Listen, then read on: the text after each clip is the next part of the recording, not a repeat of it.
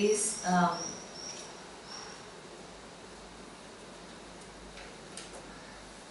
you know, when we did prayers in Anekati during our 3.5-year course, many of the mantras that we chanted in the temple, they come from here.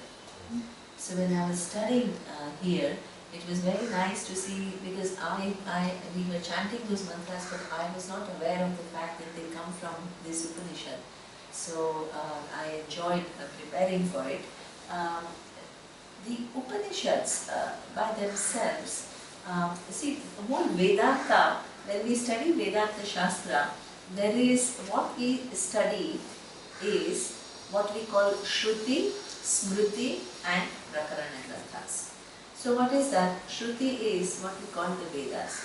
Why is it called Shruti? Because it is a tradition which was where the knowledge was passed on through the hearing tradition. So it is whatever was heard was assimilated, understood and then passed on. So the whole body of Veda is something which is what Shruti. Yeah. And who is the people ask, you know, even in this Times Lit Fest recently.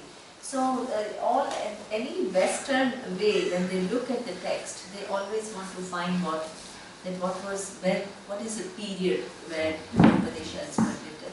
So she was giving some date which was attributed to Upanishads. And I said, you know, when we study it traditionally, we have no dates. We have no dates because the date on which Vyasa kind of codified Veda is not the date that Veda was created. It was already existing as a oral tradition. What he did is, all the mantras which were existing, he just kind of formed it into 4 groups and made 4 Vedas. So therefore, when, there are 4 Vedas, and every Veda at the end has what we call the Upanishads. And that is when we study Vedanta, so that means what appears at the end of the Veda is what we call Vedanta. So in a book, when we study a given book, we generally don't divide the book into the front portion of the book and the end portion of the book. Do you ever, when you study physics, when you study mathematics, how do you write chapters? Chapters of the book. First you have preparatory, where yeah. the terms were introduced, and then you go on. According to the topic. Yeah, exactly. It's according to the topic. Generally it's according to the topic. So the topics, then the first chapter has a given topic, the second chapter has a given topic.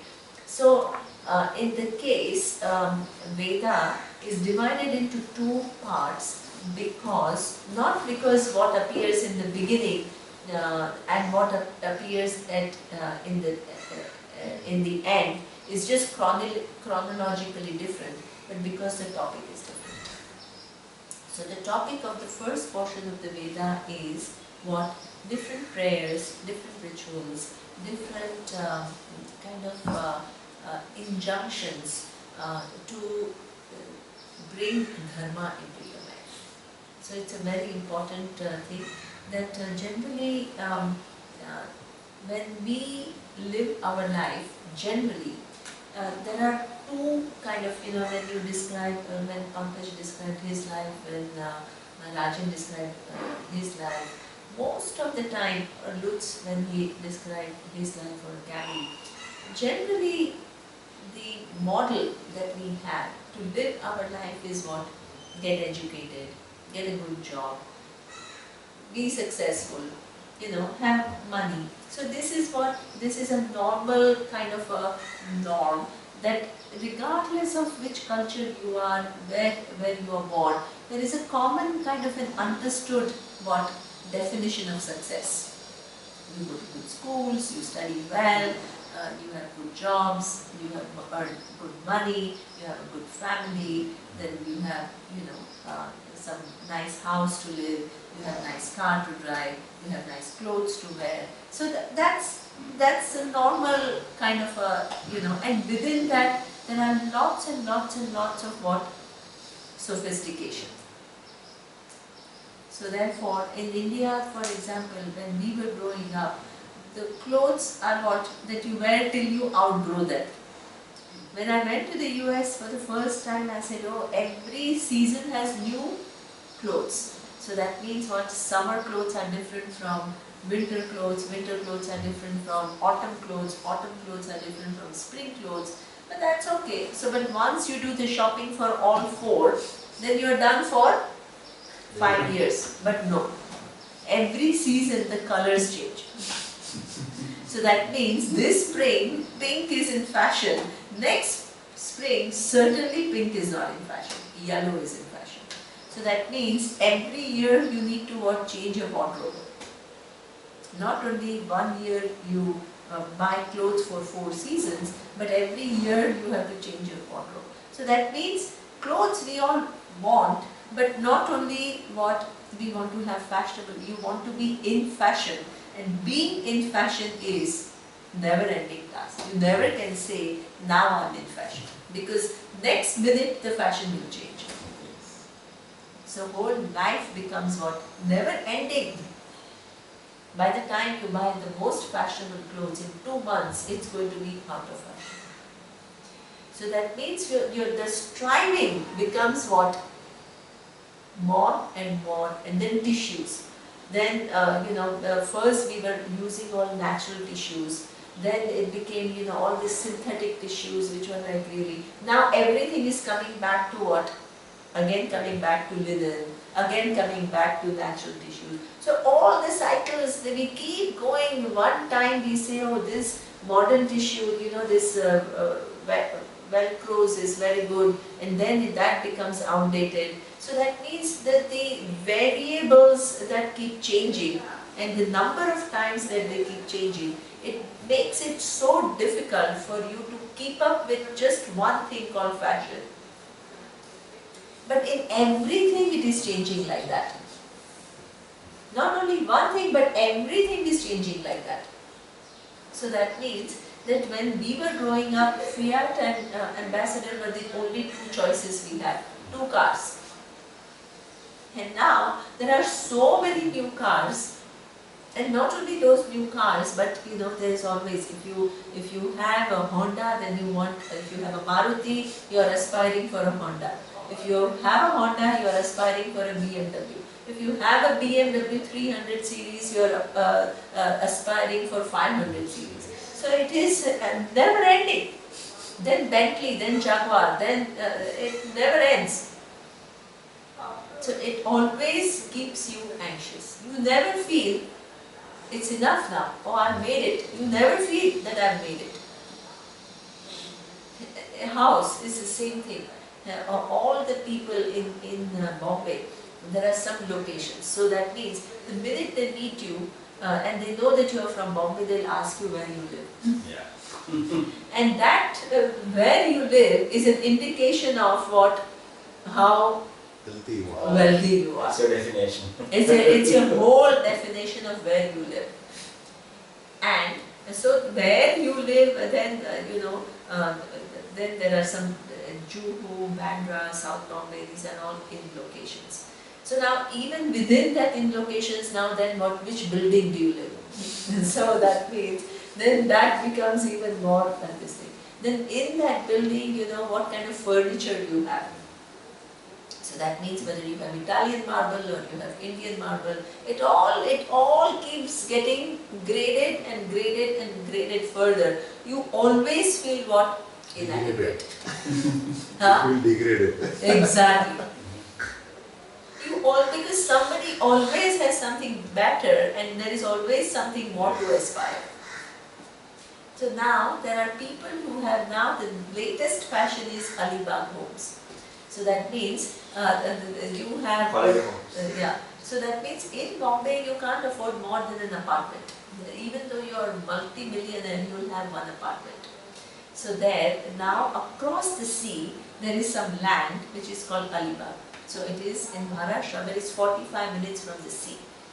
Now people have lavish homes. Now they've started building homes where they have swimming pool, where they have really Balinese furniture and all of that. So now even among South Bombay, the next thing is you made it there. Now do you have Alibag home or not? So that means it goes on. So therefore, this will keep you wrapped up this lifetime and many lifetimes. There is no end. So therefore, what Vedas, they know that. They know that a human being, the way one understands oneself, these pursuits are very natural. These are what we call the pursuits of Artha and Kama. Very natural. 99.99999% of the humanity is Artha is security, Kama is pleasures. Endless and unending. And always something more. So therefore, one good thing is we don't condemn that pursuit as a material pursuit. We don't have a problem with it. We understand that being a human being, you come in this universe thinking that you are this little individual, and you see you are given eyes and you are given objects and you are given people around. So the minute the eye sees something beautiful, what is the natural tendency of the eyes to do? Desire. Yeah, acquire it, exactly. Desire it, acquire it. Please don't have complex. This is the most natural kind of a thing. If you don't have desire, that means there is something wrong here, because that's how it is. Your aesthetics are given in a way that you see something beautiful and you will like it first and then you would want to have it.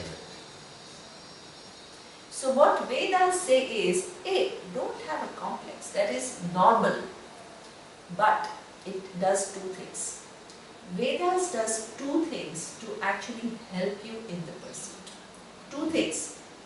One is, it says, you can desire this, but as Pankaj was saying, what is the guarantee that you will get it? There is no guarantee that you get it. So that means that if you don't get it, then what ends up happening to you? You desire it for what? Your happiness. But if you try really hard, but if you don't get it, what happens? You end up being what? Unhappy. So you want it for your happiness, but what has ended up happening is what? You are finding yourself more unhappy than before pursuing it. So it is bringing opposite result of what you are looking for. So therefore, it says, this is a game of probability. There is no guarantee that you are going to get it. So I am going to give you some prayers and some rituals which will increase what? The probability. They are helping you out. They are not condemning you. They are not telling you you are on a wrong track.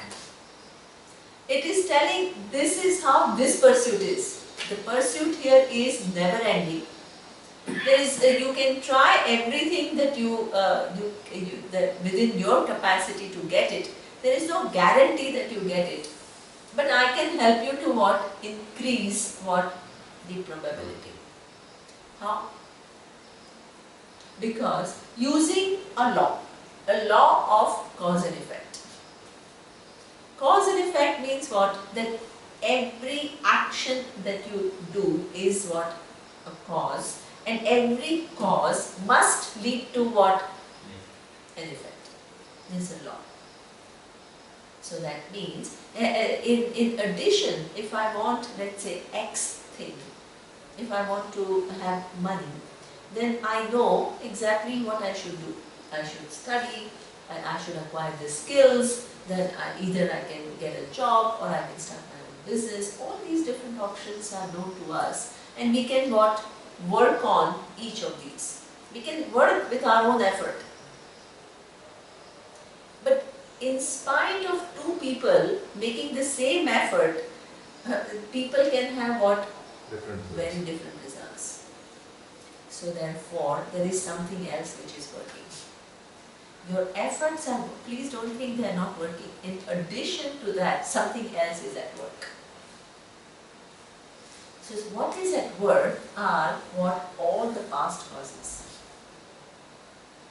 So that means it's very simple. The logic is very, very simple. Who you are today, is it only the function of what you have done today? It's obvious. It's a function of what you have done yesterday. It's a function of what you have done 5 years from now. It's also a function of what you have done 10 years from now. Your whole past is connected to your present. That's how it is. So that's why, imagine, all of a sudden you become very health conscious. And then you want to lose what? The 10 extra kilos that you have with you. So that means this 10 kilos to lose, the 10 kilos which is an extra weight is not only result of what you have eaten today. It is result of what you have eaten for a number of years. And if you want to get rid of those 10 kilos, how long will it take you? Not today. It's not going to be enough. So therefore, this is how the cause and effect relationships work. Now, given I know certain causes, and today what I can do is what? Take into account those causes and begin to alter it. But how can I expedite the process? Add one more variable in form of a prayer. One more variable. So that means this is an intelligent universe, and this is why, in fact, all the New Age people, they have taken the idea of prayer, but they have floated it like affirmations. And they give a lot of emphasis on affirmation. Says, ask the universe what you are looking for. This is what we call what? It's an action. And in fact, that action is it's not the only deciding factor. It is what it is going to combine with the existing variables and is going to give you what? A new outcome. So this is why it's almost like mathematics. You have 1 plus 1 is equal to 2. You add one more variable plus 1. Will it remain 2? Cannot remain 2. It has to change to what? 3. If you are looking for 5, it still may not be enough, but it has worked or not? It has got you from 2 to 3.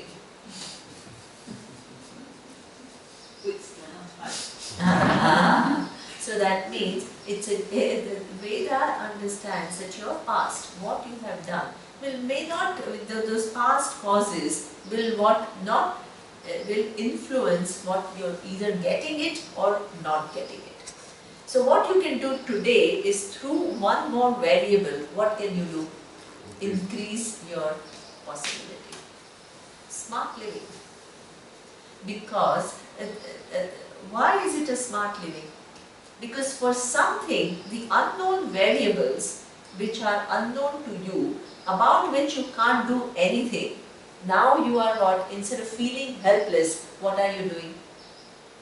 You're using your free will to add one more variable. You're shifting your mind. You're shifting, that shift in the mind from helplessness to proactiveness is a huge shift.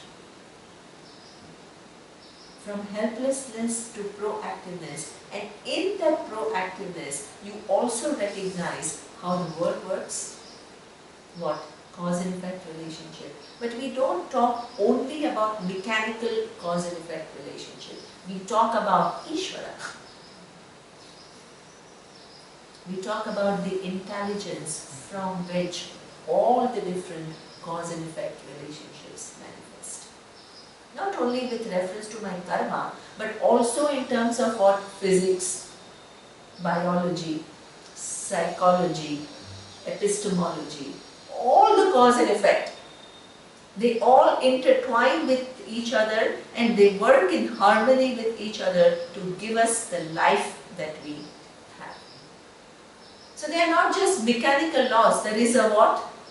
One intelligence which manifests all these laws and what makes them work in connection with each other.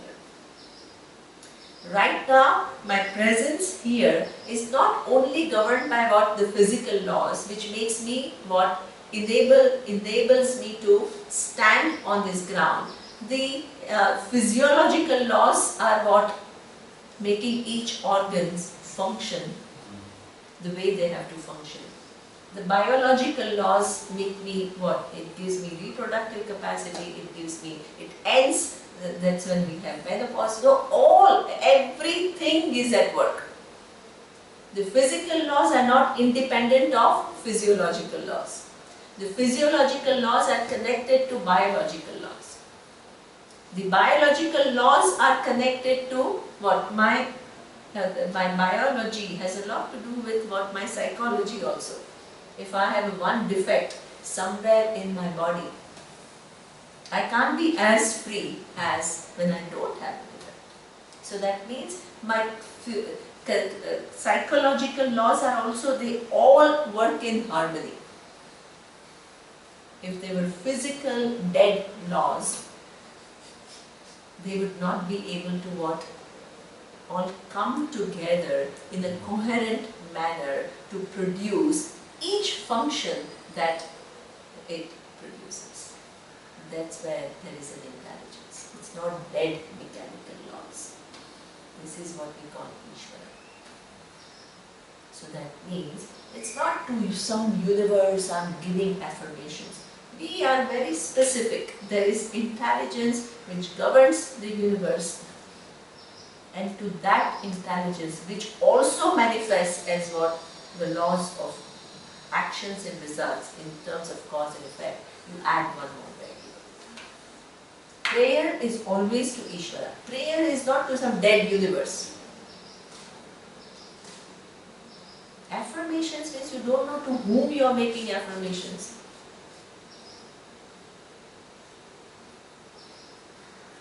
And you don't know to what, how is it going to help you. That's why they say any affirmation that everything will change in this universe to suit my needs. It never happens. Like Lutz was saying, he tried all kinds of things, that this will happen, you do this and it will happen, and it didn't happen.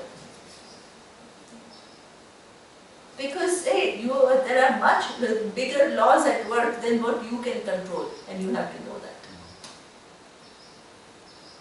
This controlling human being is a problem. So therefore, this is to Ishvara we do prayers. So the prayers and rituals which are mentioned in the Vedas are actually helping you to what? Increasing your possibility of having what you want, which is what? Artha and Kama. But in addition to giving you this additional variable, it says these additional variables, prayers will not work unless you follow dharma. Otherwise what will happen is, you will keep on doing prayers and you increase the number of prayers and you disregard dharma. So that means when you disregard dharma, you are adding what? A whole big negative account. Then you are adding some positive account which offsets the negative account. So that means it gives you a second information, and it says that you need to be what? I have to stop because she has a ritual. Okay. So you need to what? Add dharma to it. Talks about dharma. So therefore, this is the addition of what we call the Vedas in the Karma Kanda. Now, when you have when you are a dharmic human being, dharmic means following certain values, following ethics, you also are connected, you understand this whole pursuit that you can do a few things but some other things are not in your control, so you begin to take help of the universe. But how far can you go with it? You can probably have a little better, you can move from Honda to BMW. You can move from BMW 300 to 500, but it will never end. So therefore, where in one lifetime, if you ask this question, where is it all taking me? Where will it all end? Will it ever end? Then Vedanta comes. And Vedanta, that is, the topic is very different. The topic is not Artha, Dharma and Kama. The topic is Moksha. The topic is Moksha means you ask a different question. Different question from the rest of the humanity. And what is that question that we will see in the text. The text starts with a question. And we'll see that. This is more on the moksha. This is a Moksha Shastra. But all of it, the entire Vedanta is Is on Moksha moksha. Shastra. But this is specific one. All of it. But yeah, we will see how the questions are. Om Purnamadav Purnamidam Purnat Purnamudachyate Purnasya Purnamadaya Purnamevavashishyate Om